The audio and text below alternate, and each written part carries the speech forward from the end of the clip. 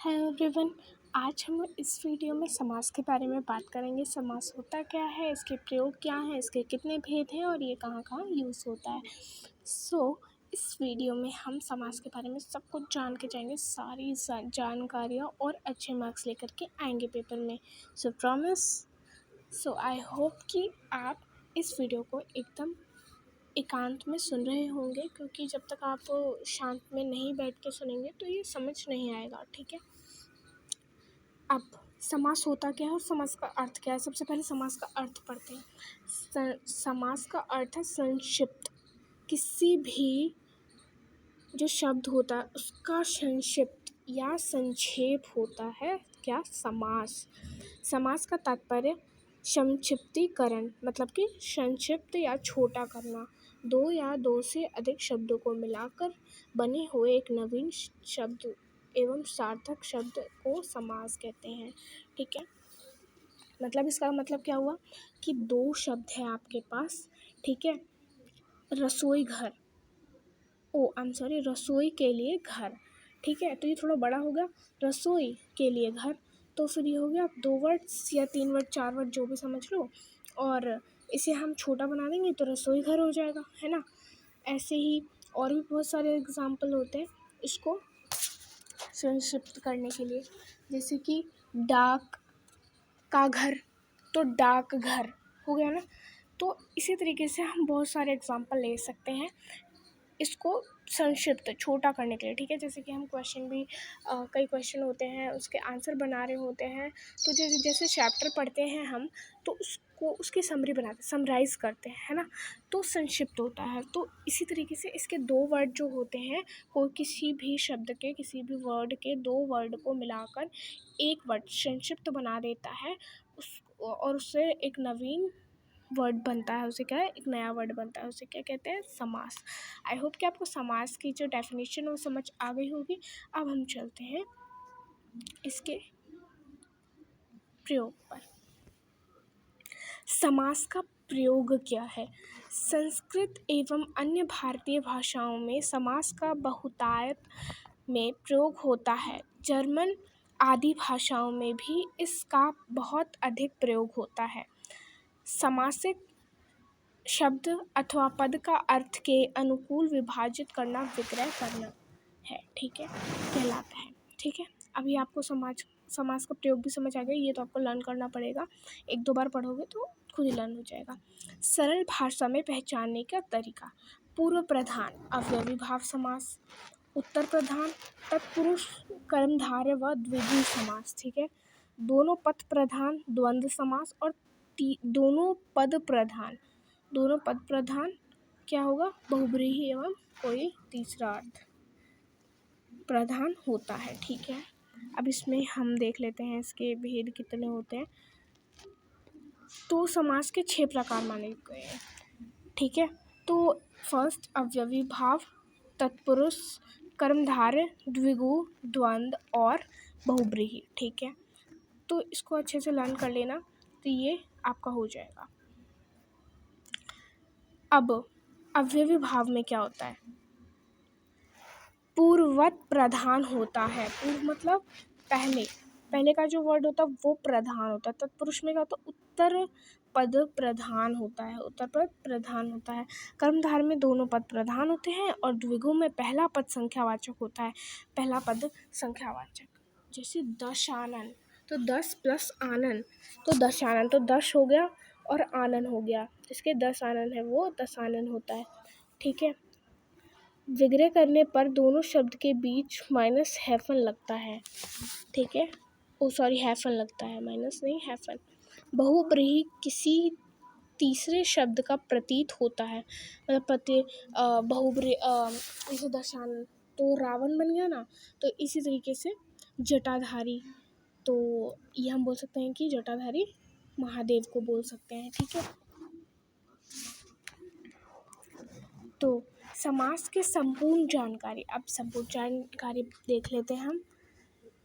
ठीक है, तो समासिक शब्द, समाज, विग्रह और पूर्व पद उत्तर पद की जानकारी आपका नीचे दी जा रही है। उसके बाद आप समास के भेद को विस्तार में जानकारी प्राप्त करेंगे।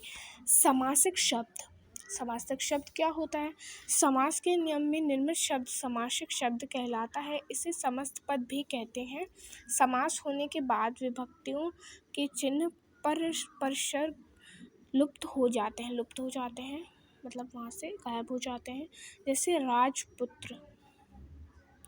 समास विग्रह।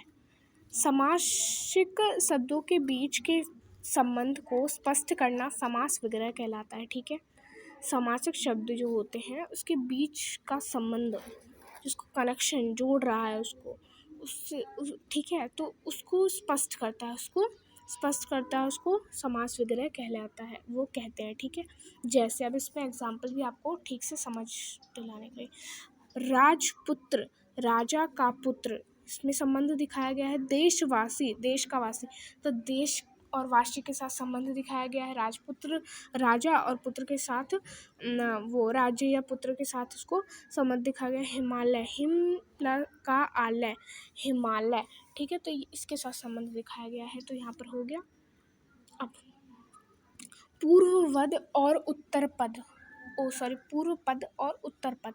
तो ऊपर हमने देखा था पूर्व पद क्या होता है, उत्तर पद किस किस में लगता है। तो इसमें हमारा आ जाता है जैसे कि समास में दो पद शब्द होते हैं, दो पद शब्द बोल देते हैं इसको भी। पहले पद या शब्द को पूर्वपद और दूसरे पद को उत्तर पद कहते हैं। ठीक है, जैसे कि गंगा जल, इसमें गंगा पूर्वपद और जल उत्तर पद है। ठीक है, पूर्व मतलब पहले और जो लास्ट में आ गया तो उसको क्या है, जल उत्तर पद। जैसे मैंने पहले ही बताया था पूर्व मतलब क्या होता है, पहले, तो इसको थोड़ा सा ट्रांसलेट करके देख लेना। संस्कृत में समासों का बहुत प्रयोग होता है। अन्य भारतीय भाषाओं में भी समास का उपयोग होता है। समास के बारे में संस्कृत में एक श्रुति प्रसिद्ध है। अब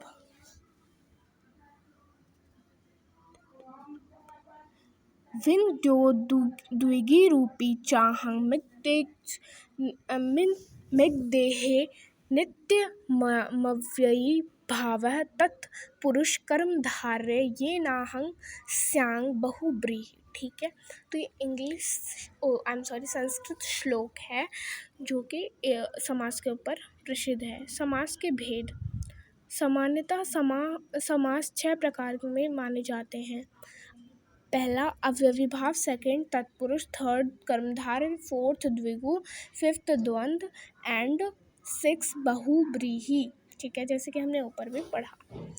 अब हम बारीकी से समास की प्रति एक भेद को समझेंगे और उसका गहराई में विश्लेषण करेंगे। आपका साथ ही साथ अनेकों उदाहरण को देखने को मिलेंगे, जिसके बाद आप हर एक भेद अच्छे से समझ में आ जाएगा। तो सबसे पहले क्या था, अव्ययी समास, अव्ययीभाव समास। तो इसको देख लेते हैं। पूर्व पद पहला पद। ठीक है, तो अव्ययीभाव में हमने ऊपर देखा था कि पूर्व पद इसमें लगा था।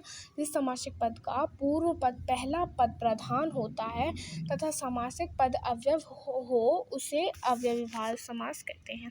समास को समूचा पद क्रिया विशेषण अव्यय और हो जाता है। ठीक है, जैसे प्रतिदिन, आमरण, यथासंभव इत्यादि। अन्य उदाहरण, प्रति प्लस कुल प्रतिकूल, आ प्लस जन्म आजन्म, प्रति प्लस दिन प्रतिदिन, यथा प्लस संभव यथासंभव, अनु प्लस रूप अनुरूप, पेट प्लस भरपेट, आजन्म माइनस इक्वल्स टू में जन्म से लेकर। ठीक है, यहाँ पर बहुत सारे यहाँ पर दिए हुए हैं, आप सबको पोज कर करके देख सकते हैं। ठीक है, मैं ये आराम से ले जा रही हूँ, आप स्टॉप कर करके इस वीडियो को देख सकते हैं, नहीं तो ये वीडियो जो है बहुत लंबा हो जाएगा। ठीक है, तो हम इस संक्षिप्त मतलब छोटे को बनाकर ही हम देख लेते हैं। तत्पुरुष समास। तत्पुरुष समास के उत्तर पद अथवा अंतिम पद प्रधान होता है। ठीक है, जैसे हमारे ऊपर वाले में था पहला पद होता है ना प्रधान, तो इसमें उत्तर पद होता है। ऐसे समास का प्रायः प्रथम पद विशेषण तथा द्वितीय पद विशेष्य होता है। द्वितीय पद के विशेष्य होने के कारण समास में इसकी प्रधानता होती है। ऐसे समास 3 प्रकार के तत्पुरुष, क्रमधार तथा द्विगु, मतलब कि जो हमारे वो इतने सारे समास हैं उसके एग्जाम्पल में से इन तीनों, ये जो 3 समास है ऐसे, ये 3 समास है जिसमें जो पद विशेष्य होने के कारण ये समास इसकी प्रधानता होती है। ठीक है, तो अब हम चलते हैं तत्पुरुष समास के 6 भेद।